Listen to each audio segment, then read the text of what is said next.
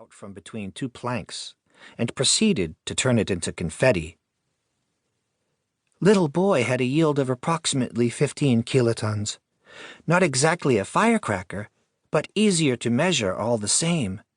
If it exploded over our heads at 600 meters, the same altitude of the Hiroshima explosion, the shock wave would flatten the city over a radius of 1.5 kilometers.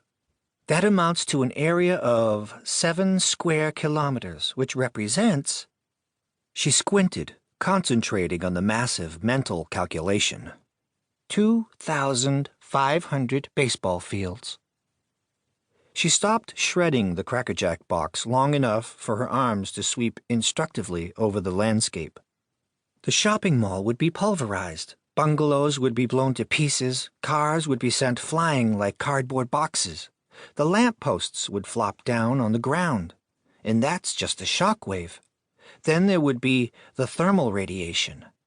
Everything would be reduced to ash over dozens of square kilometers, way more baseball fields. Near the bomb, the heat would be greater than the temperature at the surface of the sun. Metal would liquefy, sand would turn into little glass beads. Having finished the shredding job, she weighed the pile of confetti in the palm of her hand. And do you know what would happen to us? 2 tiny little primates made up of 60% water?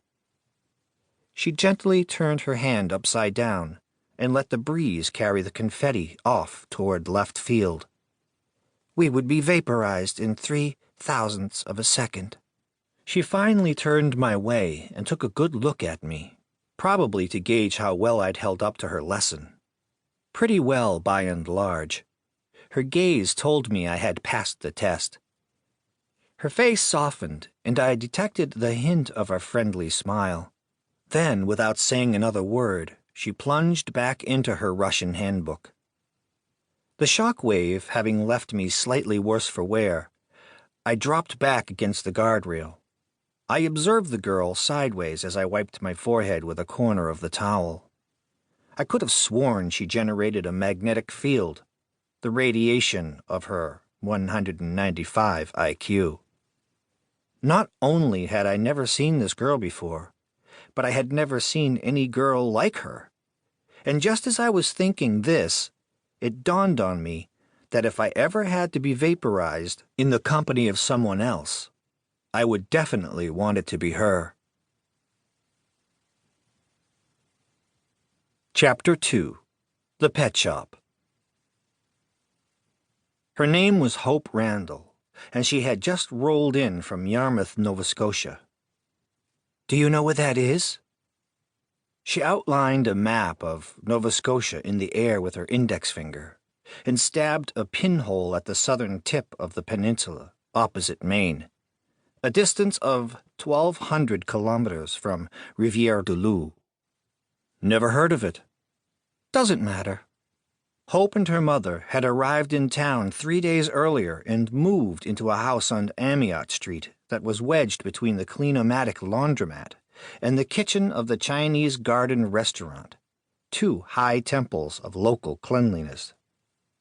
She turned the key a few times in the lock and gave the door a kick. Welcome to the Randall Pet Shop. Suddenly it came back to me. A pet shop had been located there. L'Arche de Noé. Sick. But it had closed down the previous winter and been converted into a moderately acceptable apartment. The position of the counter, the shelves, and the aquariums could still be deduced from outlines on the floor.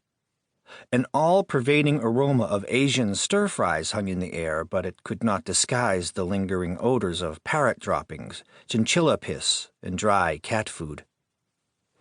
The furniture, included in the rent, consisted of a rickety table, 4 chairs, a set of dented appliances, and a couch that, with no TV in sight, was the epitome of pointlessness.